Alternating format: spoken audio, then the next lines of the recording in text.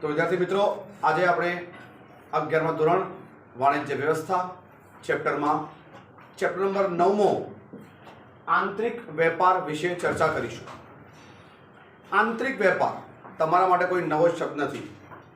11મા ધોરણના અંદર આંતરિક વેપારનો અર્થ ખબર ના હોય એવું કદાચ જ બને. બાકી મોસ્ટલી બધાને ખબર જ હોય કે આંતરિક વેપાર શું હોય છે. બે પ્રકારના વેપાર હોય છે. એક હોય છે આંતરિક વેપાર અને બીજું હોય છે આંતરરાષ્ટ્રીય વેપાર. આંતરિક વેપાર એટલે શું? દેશની ભૌગોલિક સીમાના અંદર જે ધંધો થતો હોય, જે વેપાર થાય એને આંતરિક વેપાર કહેવાય. જેમ કે ભારતનો વેપારી ભારતમાં જ વેપાર કરે તો એને આંતરિક વેપાર કહેવાય. એટલે અર્થ શબ્દોની ભાષામાં કહીએ તો સિમ્પલ શબ્દ છે, દેશની ભૌગોલિક સીમાના અંદર જ જે વેપાર થાય એને કહેવાય છે આંતરિક વેપાર. અને જે વેપાર દેશની ભૌગોલિક સીમાના બહાર થાય એને કહેવાય છે આંતરરાષ્ટ્રીય વેપાર. જેમ કે ભારતનો કોઈ વેપારી અમેરિકાના કોઈ વેપારી વડે બિઝનેસ કરે તો એને આંતરરાષ્ટ્રીય કહેવાય, ઇન્ટરનેશનલ. બરાબર? અને આંતરિક એટલે દેશના અંદર. તો હું સમજુ છું અત્યારે તમને આ વસ્તુ ખ્યાલ આવી ગઈ છે કે આંતરિક એટલે શું અને આંતરરાષ્ટ્રીય એટલે શું. તો આપણો જે 11મા ધોરણમાં ચેપ્ટર છે એ ચેપ્ટર આંતરિક વેપાર વિશે છે. આંતરિક વેપાર એટલે કે દેશના અંદર જ્યારે બિઝનેસ થાય, એટલે દેશની ભૌગોલિક સીમાના અંદર જે બિઝનેસ થાય એને કહેવાય છે આંતરિક વેપાર. ઉદાહરણ સ્વરૂપે જેમ આપણને ખબર છે કાશ્મીરના સફરજન આપણે ગુજરાત સુધી આવે છે એ આંતરિક વેપાર કહેવાય, કારણ કે એક દેશના અંદર જ થાય છે. બરાબર બેટા? તો તમે જુઓ ચોપડીમાં હવે પેજ નંબર 100 ઉપર તમે અર્થ જોઈ શકો છો. દેશની ભૌગોલિક સીમાના અંદર થતો વેપાર એટલે આંતરિક વેપાર. ભૌગોલિક સીમાના અંદર થતો વેપાર એટલે આંતરિક વેપાર. હવે એક્ઝામમાં એક પ્રશ્ન એવો આવે જે ક્લિયર સ્વરૂપે એ પ્રશ્ન આમાં નથી કે આંતરિક વેપારની વિશેષતાઓ શું હોય, આંતરિક વેપારની લાક્ષણતાઓ શું છે, અથવા આંતરિક વેપાર અને આંતરરાષ્ટ્રીય વેપાર વચ્ચે તફાવત લખો. હવે હું તમને આ જે 3 પ્રશ્ન છે, વિશેષતાઓ, લાક્ષણતાઓ અથવા તફાવતની વાત કરીએ, તફાવત, એના તમને હું મુદ્દા સમજાવીશ. તમે ઈચ્છો તો એ નોંધ કરી શકો છો તમારા પ્રમાણે, અને પછી એનો તફાવત તમને જાતે લખવાનો છે.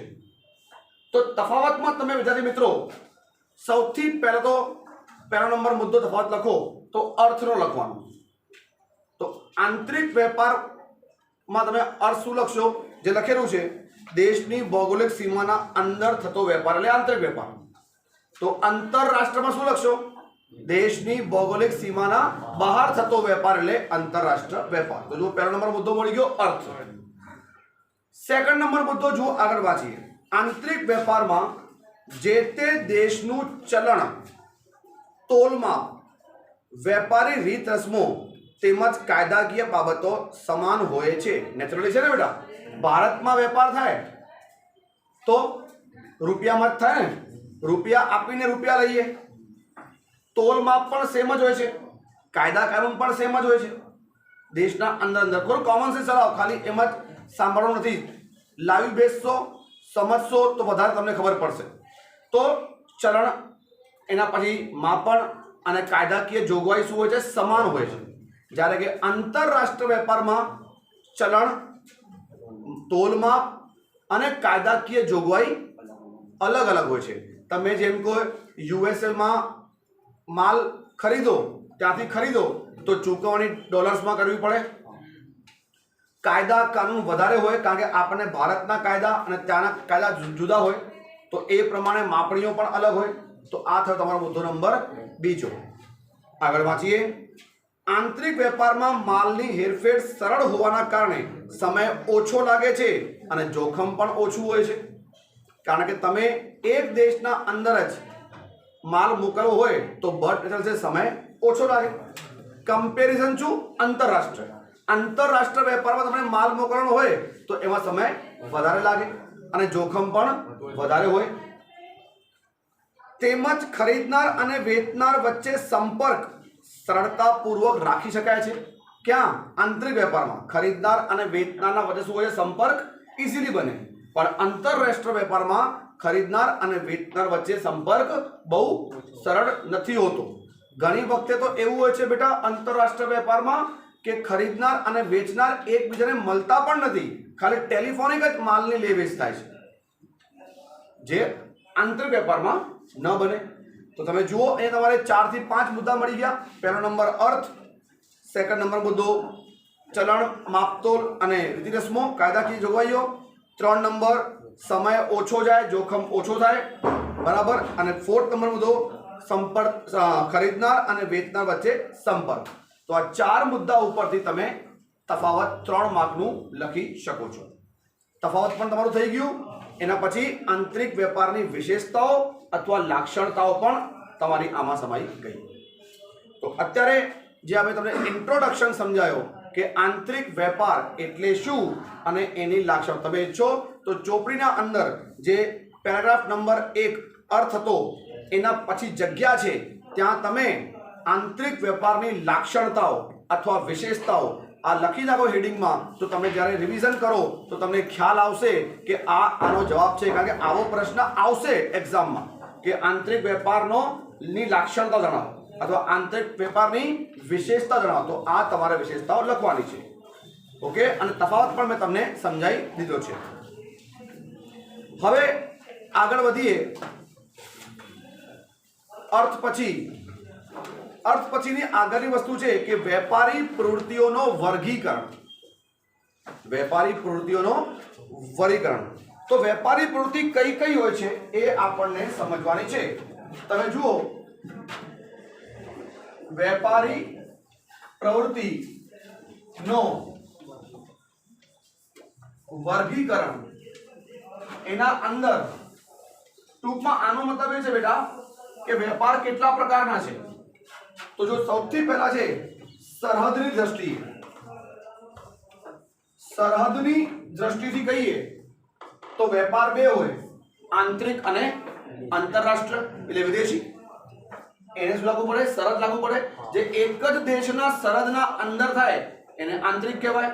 જે સરહદની બહાર થાય એને આંતરરાષ્ટ્રીય અથવા વિદેશી. તો સરહદમાં આવ્યું આંતરિક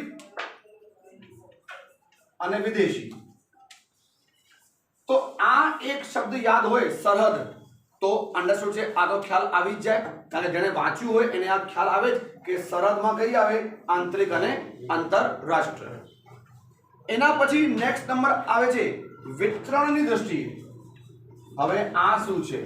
તમને ને બધી વસ્તુ ખ્યાલ જ છે, ખાલી જો શબ્દો એવા છે જે તમે સાંભળ્યા નથી.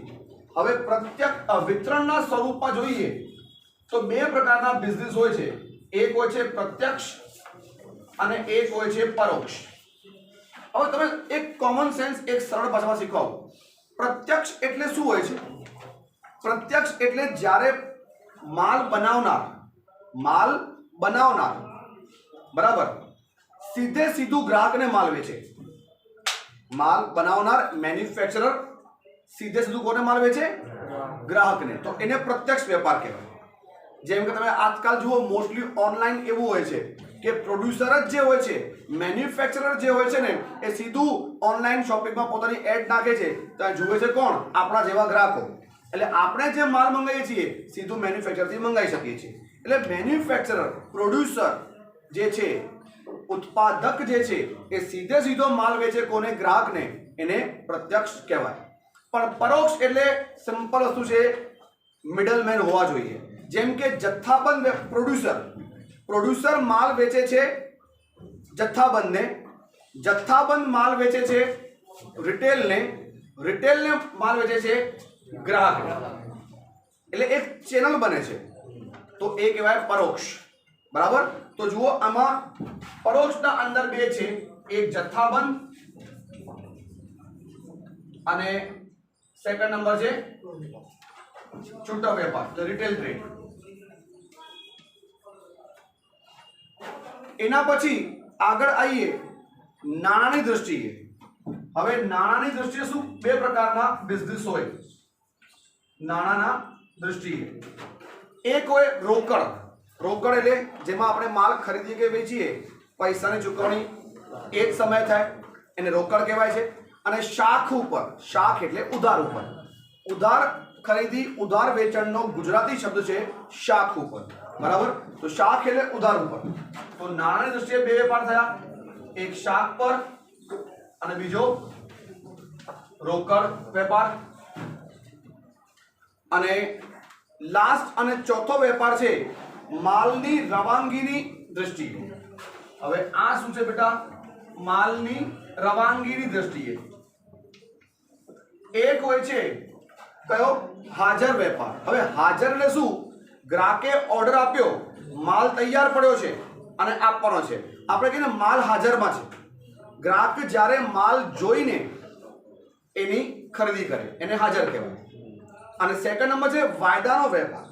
વાયદામાં શું હોય ખબર છે? સૌથી પહેલા વેપારી છે ને એ ઓર્ડર લે, પછી માલ બનાવે અને એને આપે. જ્યારે કોઈ એવી વસ્તુઓ હોય છે ને જેનો ચલણ વધારે નથી હોતો પણ મોંઘી વસ્તુઓ હોય છે, એમાં મોસ્ટલી આવો વેપાર હોય. જેમ તમે સિમ્પલ સમજો, મોસ્ટલી થાય છે સોનાના વેપારમાં. તમે ડિઝાઇન આપો પછી એ તૈયાર કરે. જોકે આજકાલ તો રેડીમેડ પણ મળે છે, પણ તમે જોયું હશે કે આપણે જ્યારે સોનું ખરીદીએ, કઈ વસ્તુ બનાવવાની હોય તો પહેલા આપણે ડિઝાઇન આપીએ છીએ, પછી એ બનાવીને આપે છે. તો એ વાયદાનો વેપાર કહેવાય, વન કાઇન્ડ ઓફ.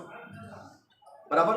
તો એક છે હાજર વેપાર અને સેકન્ડ નંબર છે વાયદાનો વેપાર. તો તમે જુઓ, આ થયા તમારા વેપારી પ્રવૃત્તિના વર્ગીકરણ. ફર્સ્ટ નંબર સરહદની દ્રષ્ટિએ, આંતરિક અને આંતરરાષ્ટ્રીય, વિતરણની દ્રષ્ટિએ, પ્રત્યક્ષ અને પરોક્ષ. પરોક્ષમાં આવે જથ્થાબંધ અને છૂટક. અને મેં તમને સમજાવ્યું પણ ખરી કે પ્રત્યક્ષ એટલે જ્યારે વેપારી એટલે પ્રોડ્યુસર સીધો માલ કોને વેચે? ગ્રાહકને. જો પ્રત્યક્ષ કોને કહેવાય? સામ સામે, એક જ, વચ્ચે કોઈ ચેનલ નહીં, વચ્ચે કોઈ મિડલમેન નહીં, વચ્ચે કોઈ ચેનલ નહીં. એના પછી નાણાંના દ્રષ્ટિએ શાખ પર અને રોકડ પર. અને માલની રવાનગીની દ્રષ્ટિએ હાજર વેપાર અને વાયદાનો વેપાર. તો વિદ્યાર્થી મિત્રો, અત્યારે આપણે આ લેક્ચરમાં અર્થ સમજ્યા, વિશેષતાઓ સમજ્યા, આંતરિક વેપારની તફાવત મેં તમને સમજાયું અને વર્ગીકરણ મેં તમને સમજાયું. અને હું સમજુ તમને આ બધી વસ્તુઓ ખ્યાલ આવી ગઈ છે. Thank you very much and God bless you.